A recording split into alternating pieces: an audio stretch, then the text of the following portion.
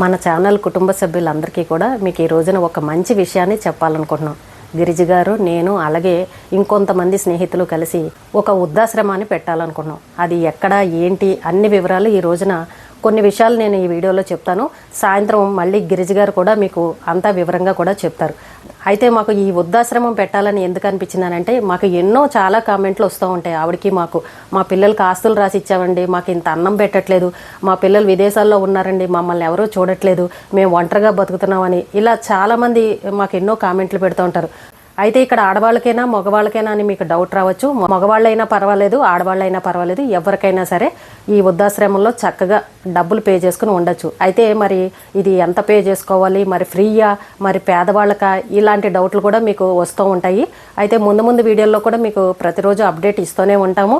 అయితే ఇది మాత్రం పే చేసేదేనండి, పేదవాళ్ళకు కూడా ఉంటుందండి. అయితే వాళ్ళ పరిస్థితిని బట్టి ఎవ్వరూ లేని వాళ్ళు అయితే కనుక అలాంటి వాళ్ళని కూడా జాయిన్ చేసుకోవడం జరుగుతుంది. అయితే మేము ఇప్పుడే కొత్తగా స్టార్ట్ చేస్తున్నాం కాబట్టి ముఖ్యంగా మాకు ఒక ఇల్లు అయితే కావాలి. కూకట్పల్లి కేపీహెచ్వి ఏరియాలో ఎవరైనా సరే సొంత ఇల్లు ఉన్న వాళ్ళు కానీ, మీకు తెలిసిన వాళ్ళు ఎవరైనా సరే రెంట్కి ఒక పెద్ద ఇల్లు కనుక ఉంటే కనుక మాకు చెప్పండి.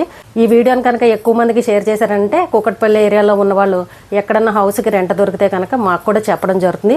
అందుకే మీకు ఇంత మరీ చెప్తున్నాను. మేము చేసే ఈ మంచి కార్యక్రమం ఎలా ఉందో మీరు కూడా కామెంట్ చేయండి.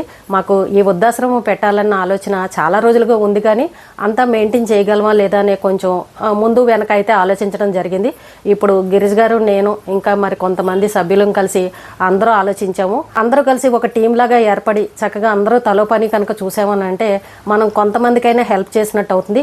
ఈ రోజున చాలా మంది వృద్ధుల గురించే ఇబ్బందులు పడుతున్నారు. పిల్లలు ఏంటంటే సాఫ్ట్వేర్ ఉద్యోగాలే కావచ్చు, ఏ ఉద్యోగాలైనా సరే పొద్దున్న వెళ్ళిపోతే సాయంత్రానికి రావడం, పెద్దవాళ్ళు ఏమో ఇంట్లో ఉంటారు, వాళ్ళకి ఆలనా పాలన చూసేవాళ్ళు ఉండరు, మాట్లాడే వాళ్ళు ఉండరు, పాపం వాళ్ళు బోర్గా ఫీల్ అవుతూ ఉంటారు. అలాగే ఈ పిల్లలు ఏదన్నా టూర్కి కానీ ఏదైనా దేవాలయాలకో ఎక్కడికో చోటకి ఊర్లకి వెళ్ళాలనుకోండి, అలాంటప్పుడు ఈ పెద్దవాళ్ళని తీసుకెళ్దామని అంటే వాళ్ళకి కుదరదు, వీళ్ళు రాలేమంటారు, బీపీలు షుగర్లు ఉంటాయి, ఇంట్లో వదిలిపెడదామనంటే ఒంటరిగా ఉండలేరని ఇలా ఏదో ఒక కారణాల వల్ల పెద్దవాళ్ళ వల్ల చాలా మంది ఇబ్బందులు పడుతున్నారు. పిల్లలు చూడట్లేదని పిల్లల్ని తప్పుపడుతున్నాం, కానీ పాపం వాళ్ళ ఉద్యోగాలు వాళ్ళ బిజీ లైఫ్ వాళ్ళది, ఉద్యోగానికి వెళ్ళకపోతే కుదరదు.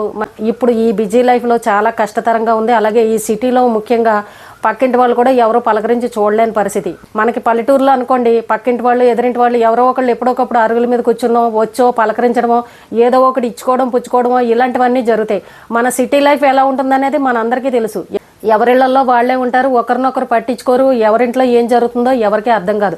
అలాంటప్పుడు పెద్దవాళ్ళని ఇంట్లో వదిలిపెట్టాలని అంటే అందరికీ భయమే కదా. ఈ రోజుల్లో బీపీలు షుగర్లు అందరికీ కామన్గా ఉంటూ ఉంటాయి. ఇలా మా తల్లిదండ్రుల వల్ల మేము ఇబ్బంది పడుతున్నామని చాలా మంది మా దృష్టికి తీసుకొచ్చారు కాబట్టి మాకు ఈ ఆలోచన వచ్చింది.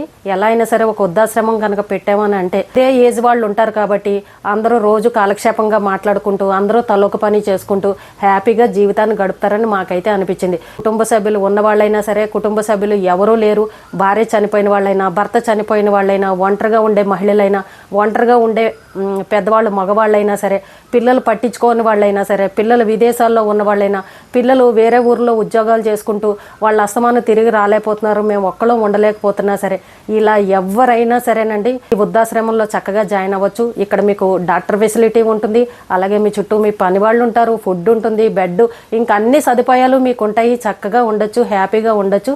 పెద్దవాళ్ళని చివరి రోజుల్లో ఆనందంగా సంతోషంగా ఉంచాలన్నదే మా కోరిక. చాలా కుటుంబాల్లో ఈ పెద్దవాళ్ళతోటి ఇబ్బందులు పడేవాళ్ళు కూడా ఉన్నారు. అలాగే ఆస్తి తగాదాలు, కుటుంబ తగాదాలు ఇవైతే ఇంకా అసలు చెప్పక్కర్లేదు. ఆస్తులు రాయించేసుకుని తల్లిదండ్రులను బయటికి గెంటేసిన వాళ్ళు ఉన్నారు. పాపం వాళ్ళకి ఫంక్షన్ వచ్చినా సరే వాళ్ళకి అన్నం పెట్టని కోడళ్ళు కూడా ఉన్నారు. ఇలా చెప్పుకుంటూ పోతే ప్రతి కుటుంబానికి ఒక్కొక్క పెద్ద స్టోరీలు ఉన్నాయి. ఇవన్నీ ఎవరూ చెప్పుకోలేక పాపం ఆ తల్లిదండ్రులు అలాగే ఇంట్లో ఉండి కుమిలిపోతూ ఉంటారు. వాళ్ళకి సమయానికి మందులు అందించే వాళ్ళు ఉండరు, సమయానికి ఫుడ్ పెట్టేవాళ్ళు ఉండరు, వాళ్ళు ఏది తింటారో ఆ కూర ఆ కోడళ్ళు చేసేవాళ్ళు ఉండరు. పాపం బీపీలు షుగర్లు ఉండి కొంచెం ఉప్పు లేకుండా కారం లేకుండా కావాలని అన్నా సరే ఇంట్లో చేసే టైం ఉండదు. పెడదామని అనుకున్నా సరే వీలు కుదరని పరిస్థితి. ఇంకొంతమంది అయితే బయట క్యారేజీలు తెప్పించుకొని 6,000 7,000 ఎంతో కొంత అమౌంట్ ఇచ్చి అలా బయట ఫుడ్ తినేవాళ్ళు కూడా ఉంటారు.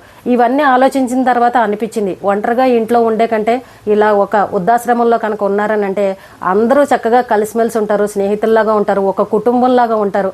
వాళ్ళు హ్యాపీగా ఉన్నారని అంటే మనం కూడా హ్యాపీగా ఉంటాం. అలాగే ఈ పెద్దవాళ్ళు ఇక్కడ మన దగ్గర క్షేమంగా చక్కగా ధైర్యంగా టైంకి ఫుడ్ బెడ్ అన్నీ ఉన్నాయనుకోండి, వాళ్ళ పిల్లలు కూడా చక్కగా సంతోషిస్తారు.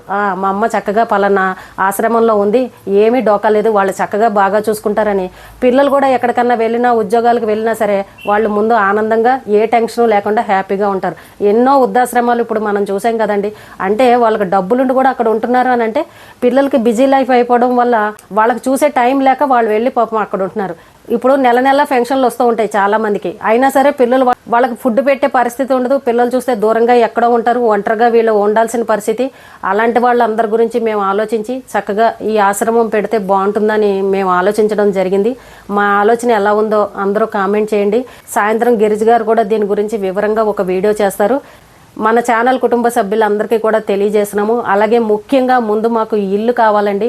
కుక్కట్పల్లి కేపీహెచ్బి ఏరియాలో ఎవరైనా సరే మాకు ఒక ఇల్లు రెంట్కి ఇచ్చే వాళ్ళు ఉంటే కనుక ఎవరైనా సరే మాకు ఒక కామెంట్ చేయండి. మీకు తర్వాత ఫోన్ నెంబర్లు అలాంటివి కూడా ఇస్తాము. ఆ ఏరియాలో ఎందుకని అని అంటున్నామనంటే అక్కడ ఇంకా మా స్నేహితులు మా టీం అందరూ అక్కడ ఉన్నారు కాబట్టి వాళ్ళకు కూడా దగ్గరగా అందుబాటులో ఉంటుందని మేము కేపీహెచ్బి అనుకోవడం జరిగింది. కాబట్టి కూకట్పల్లి కేపీహెచ్బి ఏరియాలో ఎవరైనా సొంత ఇల్లు కనుక ఉన్నవాళ్ళు కొంచెం మాకు ఇల్లు రెంట్కి ఇస్తే బాగుంటుందని మేము కోరుకుంటున్నాం. ఒక్కొక్కటి మెల్లమెల్లగా ముందుకు వెళ్ళడం జరుగుతుంది. ప్రతి విషయాన్ని కూడా మీకు తెలియజేస్తాం. మెయిన్ మాకు ఇల్లు దొరికిందని అంటే నెక్స్ట్ స్టెప్ ఏంటనేది కూడా మీకు తెలియజేయడం జరుగుతుంది. మా ఆలోచన ఎలాగుందో కామెంట్ చేయండి. అలాగే ముఖ్యంగా మాకు ఒక ఇల్లు మాత్రం చూసి పెట్టండి. ఇలా సోషల్ మీడియాలో చెప్తే ఎక్కువ మందికి రీచ్ అవుతుంది, చక్కగా అందరికీ తెలుస్తుందన్న ఉద్దేశంతో ఈ వీడియో చేయడం జరిగింది. కొత్తగా చూసే వాళ్ళు ఎవరైనా సరే ఫాలో చేయండి. మేము చేసే ఈ మంచి కార్యక్రమానికి మీ అందరి సపోర్ట్ కూడా ఉంటుందని మనస్ఫూర్తిగా కోరుకుంటున్నాను.